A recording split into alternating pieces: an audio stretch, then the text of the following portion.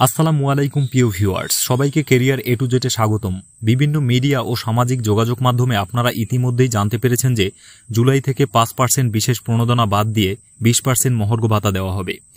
কিন্তু আপনারা কি সত্যিকার অর্থেই মনে প্রাণে বিশ্বাস করেন যে আগামী জুলাই ২০২৫ থেকে মহার্ঘ ভাতা কার্যকর হবে? আপনারা মনে করলেও আমি ব্যক্তিগতভাবে করি না। কেন এমনটা বলছি এবং কোন তথ্য প্রমাণের ভিত্তিতে বলছি তা জানতে ভিডিওটি না টেনে সম্পূর্ণ ভিডিওটি দেখুন। এবং ভিডিওর শুরুতে একটি রিকোয়েস্ট, যদি ভিডিওটি ভালো লাগে অবশ্যই একটি লাইক দিবেন এবং পরবর্তী সকল আপডেট সবার প্রথমে পেতে চাইলে চ্যানেলটি সাবস্ক্রাইব করে সাথেই থাকবেন। চলে যাচ্ছি বিস্তারিত আলোচনায়। প্রথমেই দেশ টিভির এই প্রতিবেদনের অংশটুকুতে কি বলা হয়েছে দেখুন।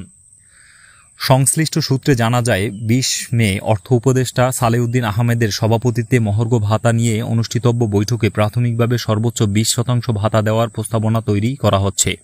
প্রস্তাবটি চূড়ান্ত করতে অর্থ বিভাগের ভেতরে কাজ চলছে। প্রধান উপদেষ্টার সম্মতি পেলে এই মহার্ঘ ভাতার সিদ্ধান্ত বাজেট বক্তৃতায় অন্তর্ভুক্ত করা হবে।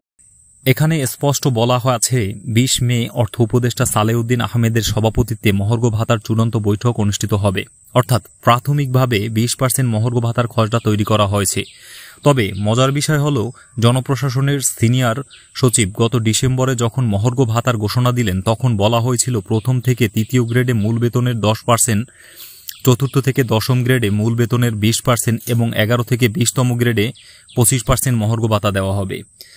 কিন্তু দুঃখের বিষয় এই যে কর্মচারীদের অর্থাৎ ১১ থেকে ২০ গ্রেডে ৫% মহার্ঘ ভাতা কমিয়ে নতুন করে ২০% মহার্ঘ ভাতার প্রস্তাব করা হয়েছে।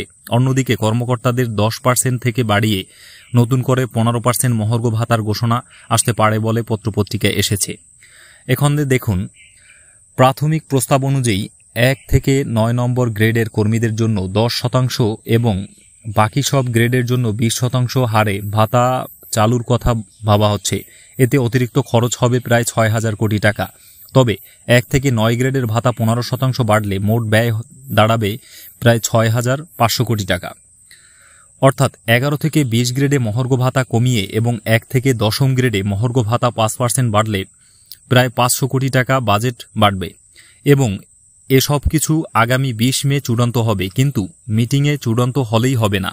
এই প্রস্তাব অন্তর্বর্তীকালীন সরকারের প্রধান উপদেষ্টা মহোদয়ের সম্মতি পেলে ২০২৫-২৬ অর্থবছরে বাজেটে মহার্ঘ ভাতা অন্তর্ভুক্ত করা হবে। এবং গত ডিসেম্বরে এভাবেই মনে হচ্ছিল মহার্ঘ ভাতা বুঝি হয়ে যাচ্ছিল, কিন্তু শেষ পর্যন্ত দেখা গেল প্রধান উপদেষ্টার সম্মতি না পাওয়ায় ফাইল এখানেই আটকে গেল।